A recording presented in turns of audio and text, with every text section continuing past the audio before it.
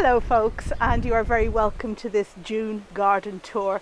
Now it's the 1st of June today and the irises are in full flow, and I do love my irises. Well, I have various types, large, tall, bearded ones, and also Dutch irises, which I can't wait to show you.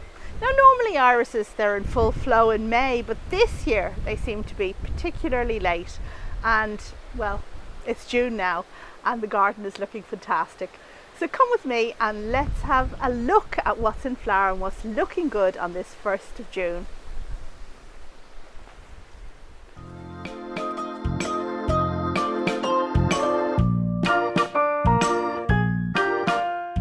And here is my very first iris, a beautiful bearded one called Dance Ballerina Dance that I bought years ago from the National Collection at Brocéliande in France.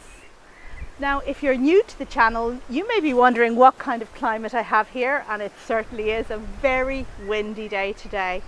Well, I garden in what roughly equates to as hardiness zone 9.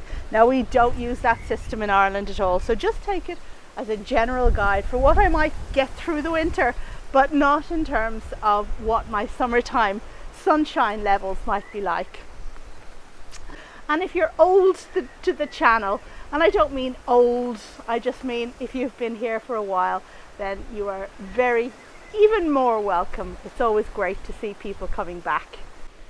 They say that May is the in-between time, the time after the tulips have finished flowering, but before the main bulk of the perennials kick into flower, and therefore you can lack a certain number of flowers in your garden.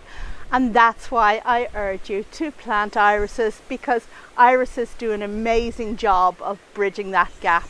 Irises like the beautiful superstition, which is almost black, and also the Dutch irises are invaluable for injecting a bit of colour, a bit of movement certainly in this kind of wind, and a bit of class into the garden in May and into June. What's not to love with these fancy flouncy dresses, almost like a ball gown? The bearded irises are really number one for glamour in your garden in May. If you're thinking of introducing some bearded irises to your garden, then I'll link at the very end to my guide on how to grow them, because they do need to have a bit of space so that their rhizomes can be baked by sun. Now you might think in Ireland we don't have enough sun, but we have enough to give these plants what they need in order for them to flower. However, if you don't have that kind of space, then maybe you'll consider Dutch irises. These are great for just sticking in between plants and injecting a bit of colour in places where the perennials haven't yet gotten going.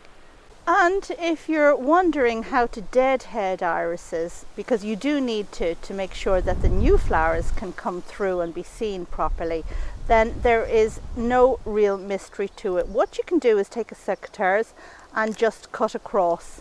Now I am leaving the seed pod in place because it's just easier to take off the flower without having to worry about getting all of the seed head off and potentially breaking the new emerging flower.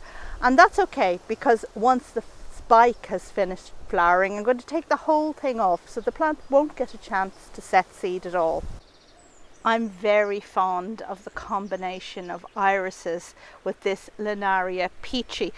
This is possibly my favourite perennial in garden at the moment because it flowers all summer long. Now it's supposedly a short-lived perennial, so I was just delighted to see it come back again next year, bigger and bushier than before. The Linaria is just beginning to open now, but I really love the combination of the tiny Linaria flowers and the big blousy bearded iris ones.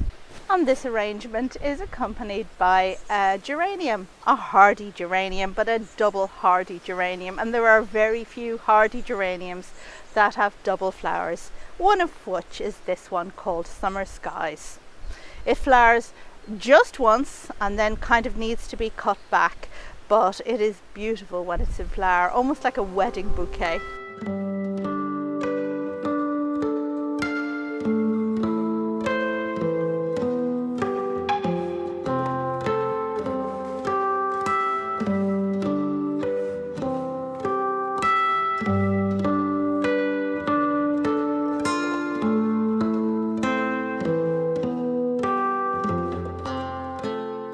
And now we'll move a little further into the garden and have a look at that border that I revamped last autumn. Now you may recall how last autumn I did a really big revamp on this border here, taking out a lot of plants that just weren't working for me. And the result is I have space at the back, which I have populated with a lot of Canterbury bells, which are a biennial plant, and this is going to look absolutely amazing when these come into bloom. And here's a look at my bog planter, which I planted up with candelabra primroses a while back, and these are looking fantastic at the moment. And over here is my second favourite linaria. Now this one is a self-seeder, which is brilliant because I have little plantlets popping up everywhere in the border. Well, not in a weedy kind of way, but they're just amazing for digging up, putting in a little pot, growing on a little bit, and then dotting elsewhere. And this beautiful bush over here is called Jovelana. I think it's from Chile, if I remember correctly, but it is very reliable in my garden and comes back year on year with these beautiful, vaguely mauve coloured bells. And I've had to kind of support it a little bit this year because it's gotten so big. I'll give it a little haircut after it finishes flowering. I'm a big fan of irises. The bearded irises are magnificent, but the Dutch ones are so versatile because you can just plant them in those little gaps in your borders, and I will be ordering more going forward. Now, in all truth, not all of the ones I planted last autumn came through because we had a very, very dry spring, but that's unusual and shouldn't put you off growing them. And if you are thinking of planting some Dutch irises in your own garden this autumn, then you can pre-order now from Bulby, my favourite website. And don't forget the discount code of Douentza 10 to get you 10% off the cost price.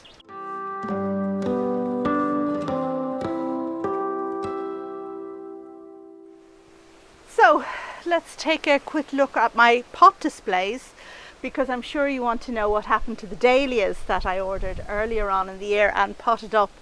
And here right at the front we have calla lilies, and beside the calla lilies we have a martkin lily that's been in a pot for I think maybe about 4 years now at this stage. I just keep feeding it, give it some slow release fertilizer, and it keeps on flowering.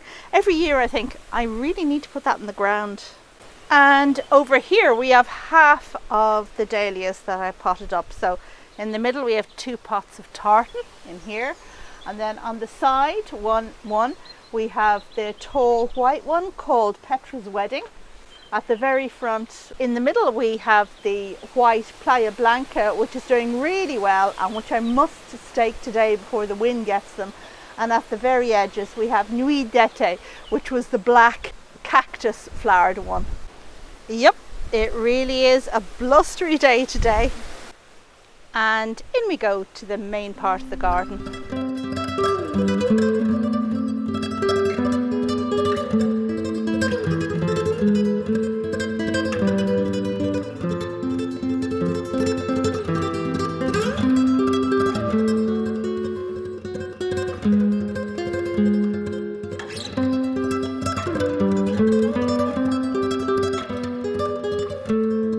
And this is my long border just before it bursts into flower. It's going to be so orange.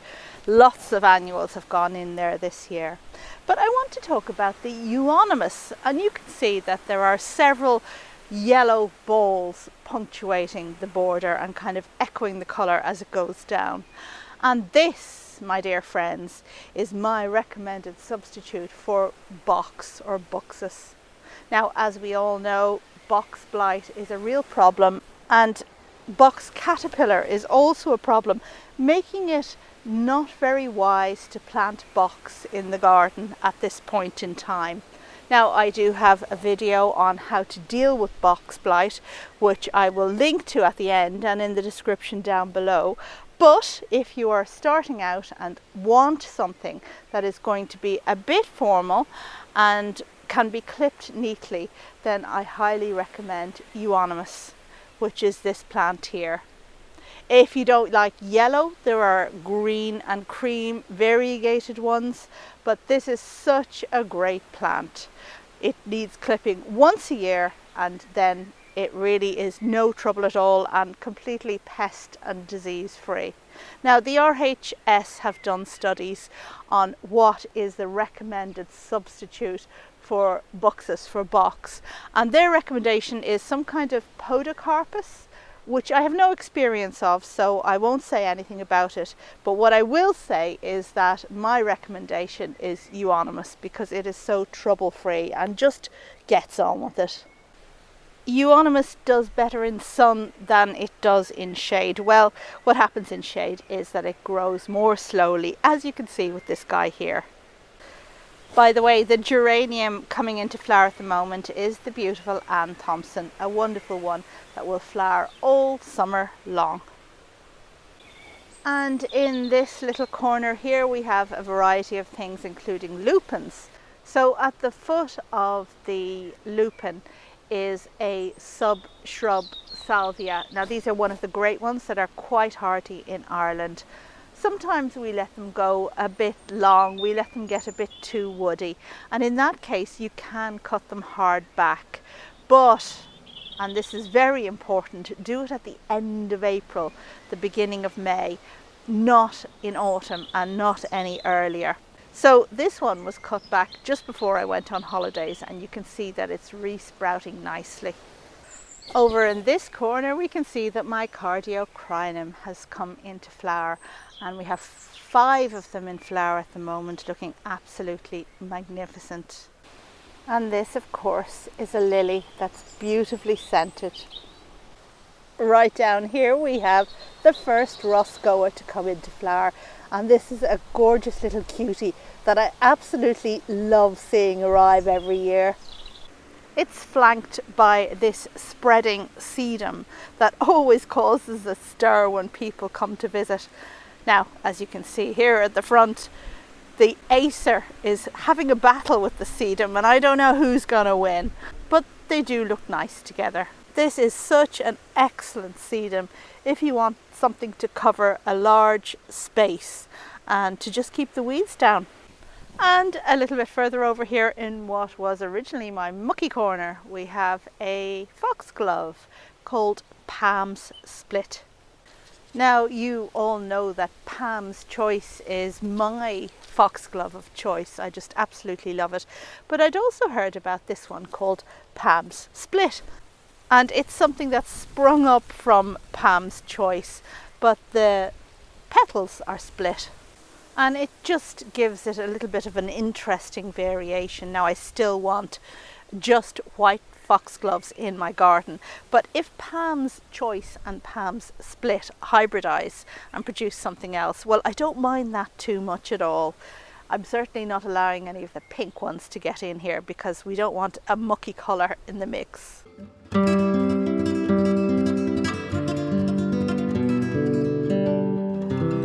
And over here we can see the Martigan lilies just coming into bloom. This is a lovely white variety that just seeds about. I mean, I think the pink one seeds about quite well as well. I originally got the white, and yes, that's what I have in my garden. And I love looking forward to these lilies early on in the season. And over here we have a very large sambucus that actually, this was a seedling that sprung up in the garden somewhere. So a seedling of thundercloud, although it has less manners than its hybrid parent.